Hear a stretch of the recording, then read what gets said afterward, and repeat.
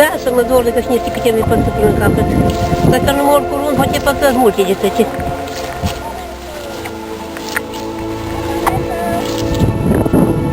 Unde o vezi?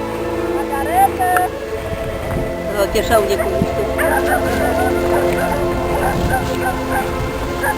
Nu te aude. Ești că spune, ce faci? Păi e așa prostru.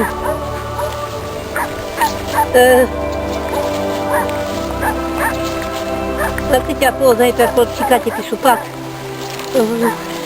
Ai văzut-o undeva tu? Acum n-aude de vacă de clopot. Și stăpărău? Da, lasă.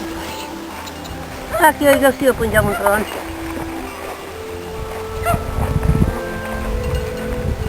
Chiar n-am atâta detalii. De sărat. Dar m-am pornit la socotică. Mă duc așa 50 aici. Rămasă. Să duc ceva. Să văd să mă ajung la motorelă să-i spui că ce faci cu haita aia? Eu de mâncat sigur. Azi noapte nu s-a zis nimic. Azi noapte pe la 11. Doamne, și-o lăsat el din legătoare și eu de la geașă haita nicăieri. Și am ieșit. Aici, cu curuzii ăștia lor, la mine, aici, la geașele, tot țipat. Atât a bătut oșii, atâta... de ce băteam să țipat câinii mei tare? Ca la o șasă, veni, hai să fă dusă pe vale. Și apăsă și văzut dorină. Apă țipat turpii cu curuz, apă drop de turpii cu curuz. Aici, nii, hai ca. Și au ieșit în casă, a bătut la vandă și a bătut. Aici la ei? La ei, aici, nii, ori la noi a fost, ori la ei, la noi aici, la geașele gărință. Dar poate la ei. Și apă atât a bătut până și-a ieșit și l-a dus câtă pe anul. Ce-ți mă spui? Poate vală tu. E bine, poate. Unii, mă.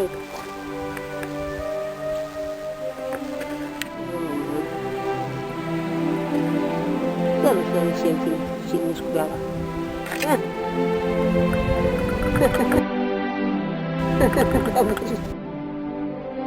Dragul mami.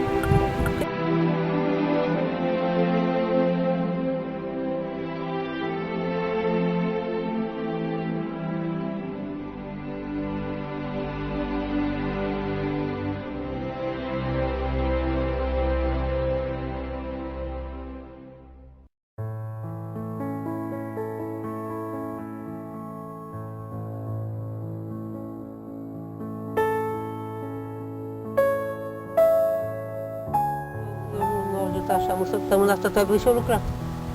Câtă o gradă a costit-o și-o ridicat fânul, și-o băgat o căpțiță, și-o băgat pleperea și-o băgat... Vai, de mine. Asta, Doamne ajută!